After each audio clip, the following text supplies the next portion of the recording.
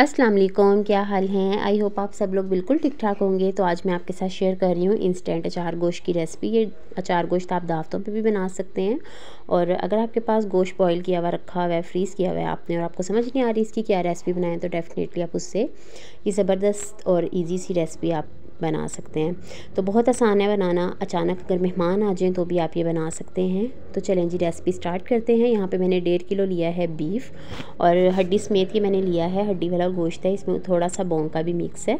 और साथ ही मैंने ले ली थी 1/4 चम्मच हल्दी, और आधा चम्मच ना मैं इसमें डाल दूँगी नमक का।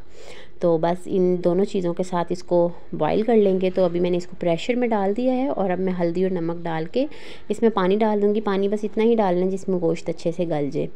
तो यहाँ पे जो हल्दी थोड़ी सी ना लगी हुई थी डिश में, तो वो पानी डाल के इसका खंगाल भी मैं इसमें डाल दूँगी। तो चलें जी, इसको लगा दूँगी अब मैं 15 मिनट के लिए। बस मैं इसको प्रेशर लगाऊँगी, और उसके बाद जी मैं आपको मसाले दिखाती हूँ इसमें कौन कौन से मसाले ऐड करने हैं। तो मसाला यहाँ पे सबसे पहले मैंने लिया है अचार गोश्त शान का, और यहाँ पे ली है मैंने लाल मिर्च, ये मैंने आधा चम्मच लिया है। आधा चम्मच ही मैंने इसमें डाल देना है ज़ीरा। ये एक्स्ट्रा मसाले डालेंगे, इससे इसका टेस्ट और भी ज़्यादा अच्छा होगा।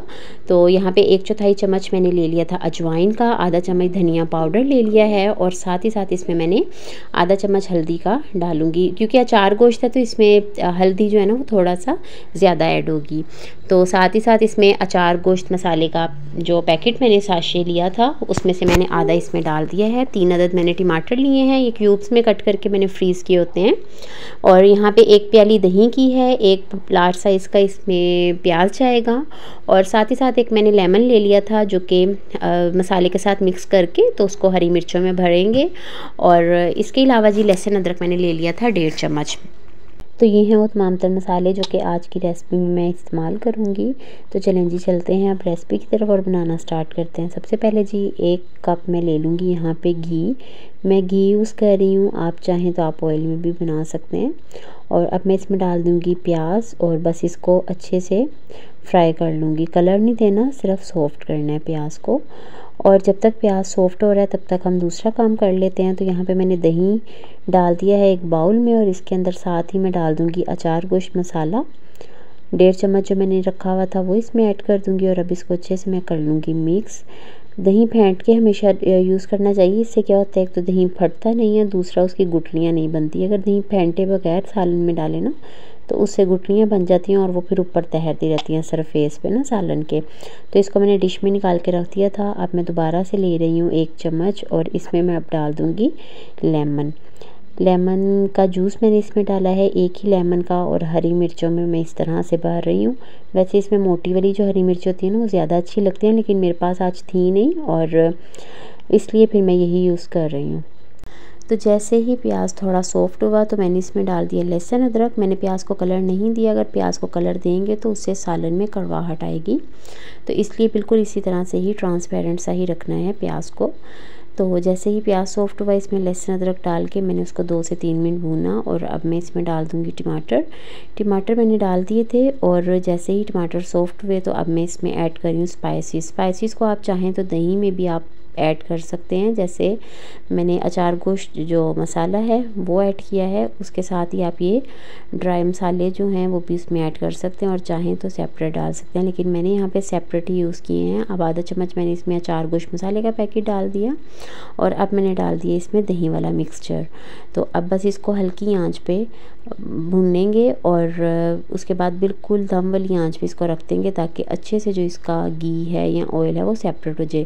तो जब तक मसाला वगैरह रेडी हुआ है, ये सब चीज़ें रेडी करके रखी हैं, उतनी देर में गोश्त भी गल चुका था, बहुत अच्छे से गल चुका था। तो उसको भी मैंने निकाल के रख लिया। तो यहाँ पे देखें जी, जैसे ही मसाला भुना तो उसमें मैंने डाल दिया गोश्त, और अब मैं इसकी अच्छे से कर लूँगी बुनाई इसकी मैं अच्छे से करूँगी, क्योंकि गोश्त को उबाल के फिर मैंने इसमें यूज़ किया है। तो थोड़ी सी जो इसकी यखनी बच गई थी वही मैं डाल के भून रही हूँ, ताकि अच्छा सा एक स्ट्रॉन्ग सा फ्लेवर आ जाए और मसाला और गोश्त यकजान हो जाए। तो यहाँ पे गोश्त की बुनाई अच्छे से हो गई है। अब मैं इसमें डाल दूँगी हरी मिर्चें, और इसको लगा दूँगी दम पे। खुशबू बहुत ही ज़बरदस्त इसकी आ रही थी, बहुत ही प्यारी खुशबू आ रही थी। जो अचारी फ्लेवर एक होता है ना, बहुत स्ट्रॉन्ग सी उसकी खुशबू आ रही थी। तो दम अब मैं खोलने लगी हूँ। तो यहाँ पे देखें जी, ये है फाइनल लुक अचार गोश्त की, और बहुत ही टेस्टी बना था। मेरा तरीका जो है वो ये होता है कि जब मैं दम से हटाती हूँ तो इसमें ही मैं इसकी स्टीम रहने देती हूँ।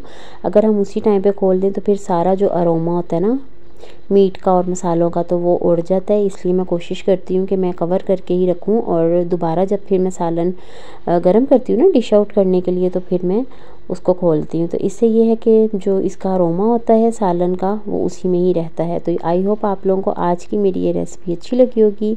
और यहाँ पे डिश आउट भी मैंने कर लिया है। बहुत ही यमी, बहुत ही टेस्टी बना था। अगर गोश्त उबला हुआ पड़ा हुआ है फ्रीज़र में और समझ नहीं आ रहा कि क्या बनाएं, तो आप ज़रूर इसी रेसिपी से बनाएं। तो जो हमारे देसी खाने हैं ना, ये हरे धनिए के बगैर अधूरे से लगते हैं, इन पे रौनक सी नहीं लगती। तो इसलिए इस पे मैंने थोड़ा सा गार्निश कर दिया है हरा धनिया। आई होप आप लोगों को आज की ये रेसिपी अच्छी लगी होगी। रेसिपी अच्छी लगे तो लाइक कर दीजिएगा, चैनल पे न्यू है तो सब्सक्राइब कर दीजिएगा। इंशाल्लाह मिलूँगी नेक्स्ट वीडियो में। अल्लाह हाफिज़।